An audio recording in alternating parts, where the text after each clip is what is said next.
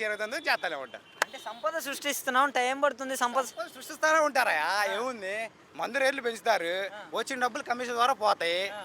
సరే, పలానా గవర్నమెంట్లు, వీళ్ళ గవర్నమెంట్లో ఒక్క పథకం పేరు చెప్పండి, ఇదంతా అవసరం. నువ్వు చెప్పు. నువ్వు చెప్పు. దీపం అంటున్నారు కదా, దీపం పథకం. ఏ దీపం? దీపం చెప్పారు. ఏడకొచ్చింది? నీకు వచ్చిందా? నీకు వచ్చిందా? అదే నీకు వచ్చిందా? నీకు వచ్చిందా? ఇక్కడ ఉన్న ఒకటికన్నా వచ్చిందా? ఒక్కడికి ఒక్కడికి కూడా రావాలి. అసలు అవసరం లేదు, ఒక్కడికి కూడా రాలేదు ఇప్పుడు దాకా. అసలు ఫస్ట్ జగన్ గవర్నమెంట్ 5 సంవత్సరాలు అనుకోవడమే తప్పు, పెద్ద తప్పు, బూత్ అది. ఎందుకంటే 2.5 సంవత్సరాల పైన కరోనాలో పోయింది. అవునా?